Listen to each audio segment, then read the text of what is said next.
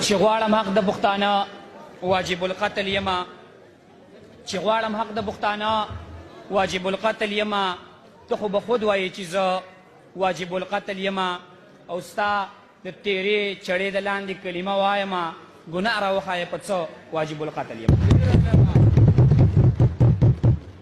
شکریہ جناب اسپیکر. آج ایک مرتبہ پھر بہت خوش ہوں کہ اتنے اہم پلیٹ فارم پہ مجھے موقع ملا بات کرنے کا. جناب speaker, today there is a bundle of things for discussion like inflation, political instability, poverty and this recent election. But I am representing the party, so therefore I will discuss the issues of party.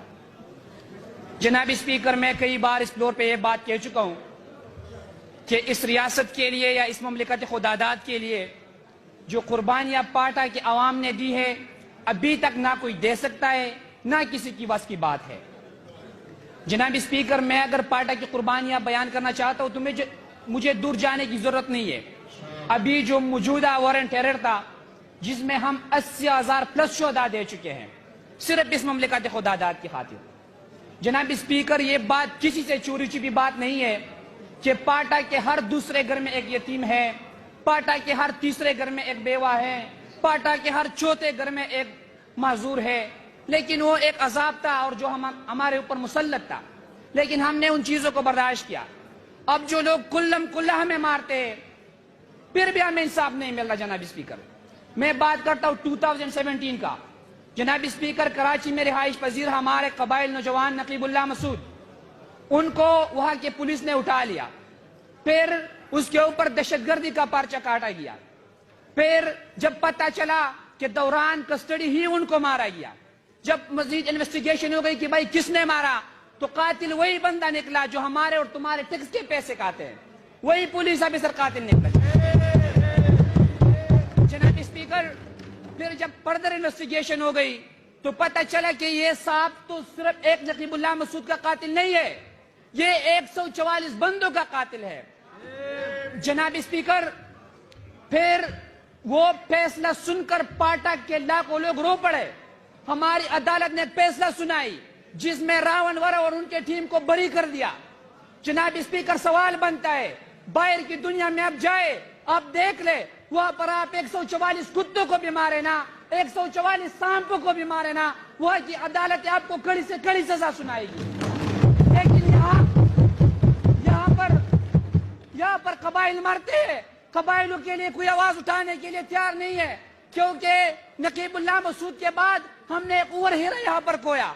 میں شہید ریحان زیب کی بات کرتا ہوں. جناب speaker, جب ریحان زیب شہید ہوا میں گھر آیا تو میری ماں رو رہی تھی. میں نے ماں کو بتایا ماں رونے کی کیا بات ہے, تو انہوں نے بتایا بیٹے آج کے بعد آپ نے بولنا نہیں ہے, آج کے بعد آپ نے بالکل خاموش رہنا ہے. میں نے کہا ماں پھر میں موت سے بچ جاؤں گا, پھر میں نہیں مروں گا. تو میری ماں کی اس ایک لفظ میں بہت درد تھا. جناب اسپیکر, انہوں نے مجھے بتایا میرے بیٹے بات یہ نہیں ہے کہ تم مر جاؤں گے, لیکن یہاں پر بولنے والے اس طرح مرتے کہ پھر اس کا کوئی پتہ نہیں چلتا.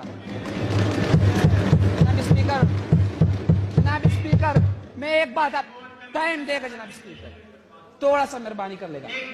جناب اسپیکر, اگر دنیا کا یہ خیال ہے کہ ہم پارٹا کے لوگوں کے اوپر ظلم کرتے رہیں گے تو دنیا کو یہ پتہ نہیں ہے کہ ہم بدلہ لے سکتے ہیں, ہم مقدمہ لڑ سکتے ہیں. اگر اللہ نے مجھے 10 سال بعد بھی موقع دیا, 20 سال بعد بھی موقع دیا, ان نوجوانوں کے ساتھ آؤں گا, دوبارہ یہ کیس کھلواؤں گا. اور اگر راون ور اور ریحان زیب شہید کے قاتلان اس دنیا میں موجود نہیں تھا تو ان کے لاش کو لا کر عدالت کے کٹہرے میں رکھا گیا.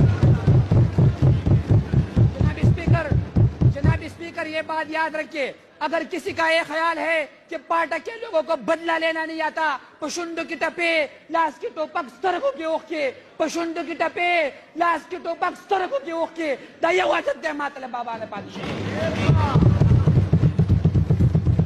جناب اسپیکر, اگر کسی کا یہ خیال ہے کہ پارٹا کے لوگوں کو مقدمہ لڑنا نہیں آتا, پارٹا کے لوگوں کو اس ملک کی تاریخ کا نہیں پتا, یہاں پر تو بٹو صاحب جیسا بہادر لیڈر آپ نے ایک قتل کیس میں پانسی پہ چڑھا دیا.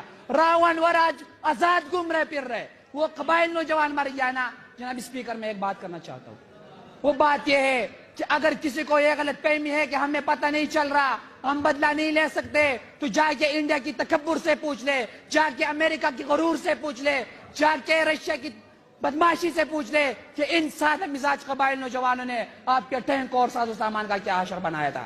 جناب اسپیکر چی پختنو سترگو کی روب راشی چی پختنو سترگو کی روب راشی غیر کی بحال سڑی توب راشی او تنائی تنائی پا دیکھ ریوانو وینی شاہ ظلمی پا دیوان توب راشی